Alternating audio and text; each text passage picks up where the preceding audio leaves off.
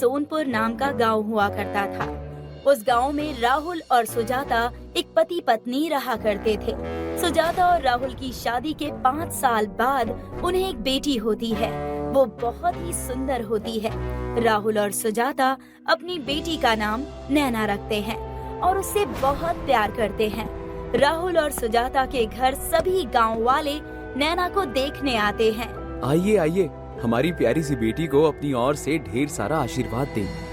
राहुल, तुम्हें इतना खुश देखकर मुझे आश्चर्य हो रहा है। क्यों भैया, क्या हुआ? मेरे घर एक नन्ही परी आई है। मुझे कुछ नहीं होना चाहिए तो और क्या होना चाहिए? अरे राहुल, तुमने इसके भविष्य के बारे में सोचा है?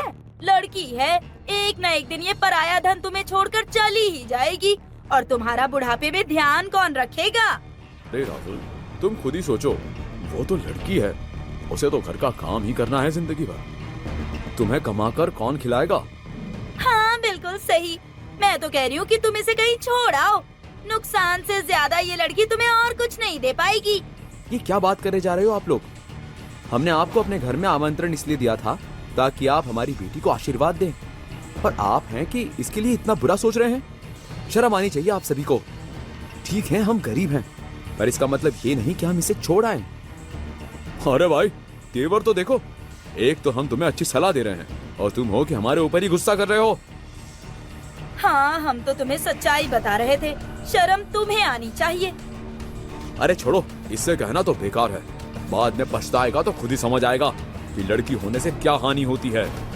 इतना कहकर सभी गांव वाले राहुल और सुजाता के घर से नैना को बिना आशीर्वाद दिए ही चले जाते हैं।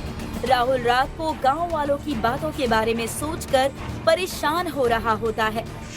क्या हुआ जी, आप इतने परेशान क्यों हैं? सुबह गांव वाले आए थे, उन्हीं की बातें सोच रहा हूँ। कुछ तो सही कह रहे थे, लड़की तो पराया धन होता है। कैसी बातें कर रहे हैं आप? आप भी गांव वालों की इन बेकार बातों पर विश्वास करते हैं? लड़कियां पराया धन कैसे हो सकती है? हमारी बेटी पराया धन नहीं है। सही कहती हो सुजाता, मैं ही गलत सोच रहा हूँ। लेकिन ये गांव वाले जब से नैना आई है तब से नफरत करने लगे हैं। मुझे तो समझ नहीं आता कि हमारा देश इतना आगे बढ़ चुका है, बेटियां चांद तक जा रही हैं और अपने माँ बाप का नाम रोशन कर रही हैं, लेकिन ये गांव वाले पिछड़े हुए ही रह गए, कुछ समझते ही नहीं। उनको समझाने से कुछ नहीं होगा, वो नहीं समझेंगे। जब बदलाव होगा तो खुद चीजें बदल जाएंगी और ये बदलाव हम लाएंगे।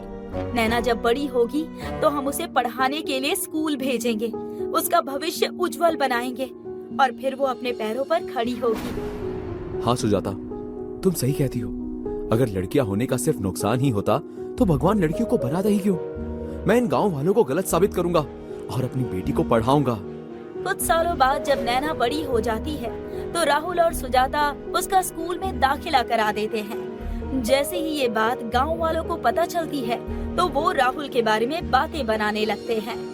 अरे, ये राहुल का तो दिमाग खराब हो चुका है। लड़की को पढ़ाने के लिए घर से बाहर स्कूल भेज रहा है।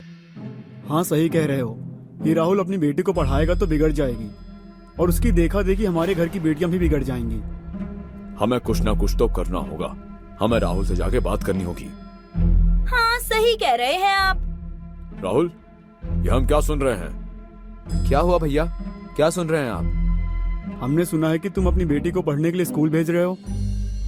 जी हाँ, अब पढ़ने के लिए बच्चे स्कूल ही जाएंगे, खेत तो जाएंगे नहीं।